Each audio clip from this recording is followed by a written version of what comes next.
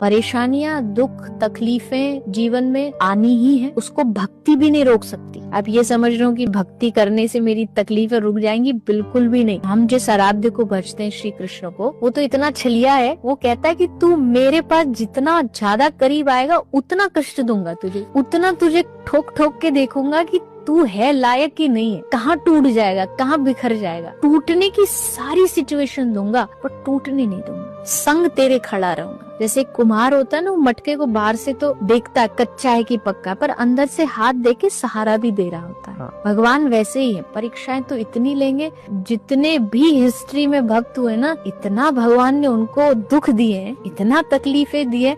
आम इंसान हो तो कब का झोला लेके कहे कि तू अपने घर, मैं अपने घर, लेकिन वो हारे नहीं। मीरा का उदाहरण ले लीजिए आप, क्या तकलीफें हैं हमारे जीवन में। है तकलीफें, कोई हमें जहर दे के मारना चाह रहा है, चारों तरफ शेर छोड़ दिया गया मीरा को मारने। हम जिस आराध्य को भजते हैं, श्री कृष्ण को, वो तो इतना छलिया है, वो कहता है कि तू मेरे पास जितना ज्यादा करीब आएगा उतना कष्ट दूंगा तुझे, उतना तुझे ठोक ठोक के देखूंगा कि तू है लायक की नहीं है, कहाँ टूट जाएगा, कहाँ बिखर जाएगा। टूटने की सारी सिचुएशन दूंगा पर टूटने नहीं दूंगा, संग तेरे खड़ा रहूंगा। जैसे कुम्हार होता है ना, वो मटके को बाहर से तो देखता है कच्चा है कि पक्का, पर अंदर से हाथ दे के सहारा भी दे रहा हो। भगवान वैसे ही है, परीक्षाएं तो इतनी लेंगे। जितने भी हिस्ट्री में भक्त हुए ना, इतना भगवान ने उनको दुख दिए, इतना तकलीफें दिए। आम इंसान हो तो कब का झोला लेके कहे कि तू अपने घर, मैं अपने घर, लेकिन वो हारे नहीं। मीरा का उदाहरण ले लीजिए आप, क्या तकलीफें हैं हमारे जीवन में। है तकलीफें, कोई हमें जहर दे के मारना चाह रहा है, चारों तरफ शेर छोड़ दिया गया मीरा को मारने के लिए, भूतों की हवेली में छोड़। कभी भी किस्मत के भरोसे रहने वाले लोग, लक के भरोसे रहने वाले लोग कभी सफल नहीं हुए आज तक। मेरे भाग्य में ही नहीं था, क्या पता भाग्य में यही हो कि आज उठ कर्म कर। तो ऐसे भाग्य के भरोसे रहने से कभी भी जीवन नहीं चलता है। अपने आप को खुद का साथी खुद ही बनाइए। बार बार कहते हैं कि अगर आपको भविष्य बदलना है तो आपको कोई लकीरें नहीं बदलनी, आपको भविष्य बदलना है तो अपनी सोच और अपने कर्म बदलना। बस ये दोनों बदलते ही आपका भविष्य ऑटोमेटिकली बदल जाएगा। एक समय था कि जब लोग इंसानों से प्यार करते थे, पैसों का यूज करते थे।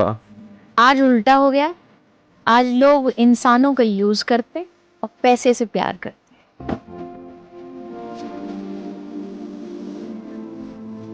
हम बार बार कहते हैं कि अगर आपको भविष्य बदलना है तो आपको कोई लकीरें नहीं बदलनी, आपको भविष्य बदलना है तो अपनी सोच और अपने कर्म बदलना।